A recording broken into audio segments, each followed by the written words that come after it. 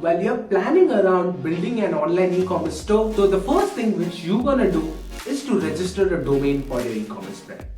And there are a lot of confusion around registering a domain, like what name should I choose, how will I find it, and so on and so forth. So in this video, we'll give you the exact things and the best practices which you should follow for registering or buying a domain for your online store.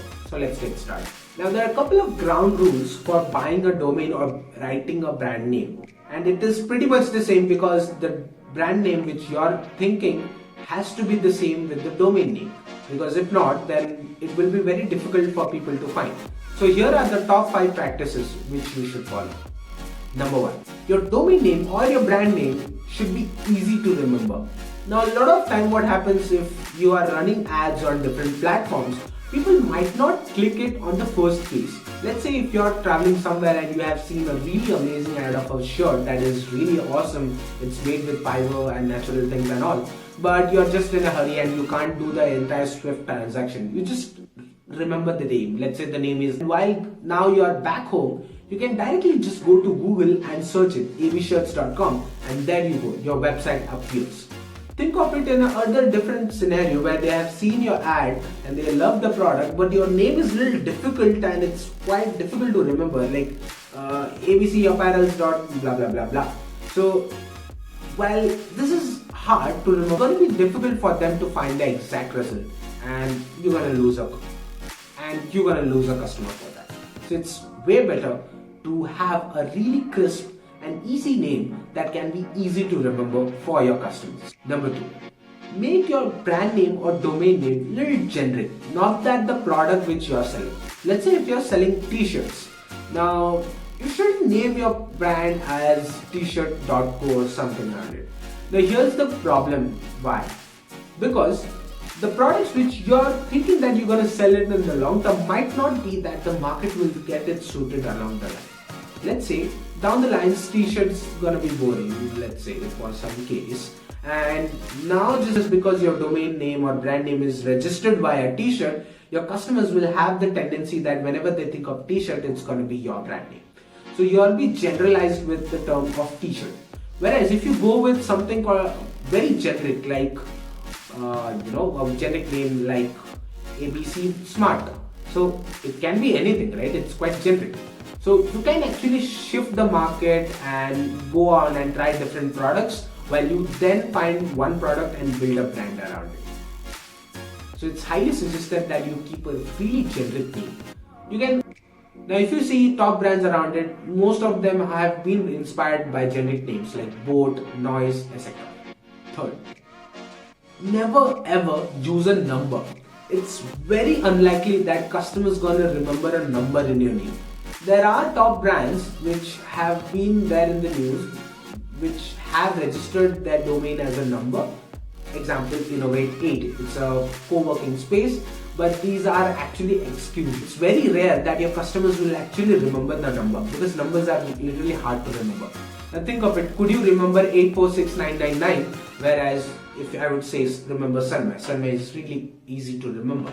So that's why you should avoid adding numbers to your domain name. It makes it really difficult for customers to remember your brand and go on and search for your products. Number 4, keep it as short as you can. Now I get it, you want to express everything, whatever your brand does with that exact same keyword. It could be a long tail keyword with your domain. But the problem with that is, again, reflecting back to my first point, is it's quite hard to remember. So when all this thing happens, it actually decreases your sale because your customers will really find it hard to find it on the web. So make your brand name little short, or think of brand names that are really short and generic. So let's say if you're selling toothpaste, you can click on Smiles. You can think of brand name around Smiles or something around that, right? Now these are 1 or 2 words which you can mix and match and do all those stuff. Now this also makes it a little easy for your customers to remember and also to find you on the web. Number 5, and it is actually a pro tip, that whatever brand name which you have selected and you have in your mind, make sure that you have registered all the domains around it. Example, let's say you have a brand name as ABC Shirts. Now there could be abcshirts.com, there could be abcshirts.co.in, and so on and so forth. So to make sure that your competitors are not buying the domain and taking all the things which you have built with your brand. Fifth and the last point is to optimize it based on SEO. Now it's not quite necessary that you want to make your brand name optimized for SEO, but somehow it actually helps. Now let's say if you're selling t-shirts and you have named your brand as t-shirtsandco.in. So in this thing, most likely you'll get some advantage for the SEO, but not much. So, but if you can get that advantage and you're not afraid with the market thing and you're really concentrated that you're gonna sell it directly and the same products, go for it. This is the best thing you can get, because getting these domains are really expensive as well. So even if at long run you can actually sell out these domains, and there's also a business of flipping domains, we call it, right? So getting a name based on your preferred keyword is also a good thing and also a bad thing as well.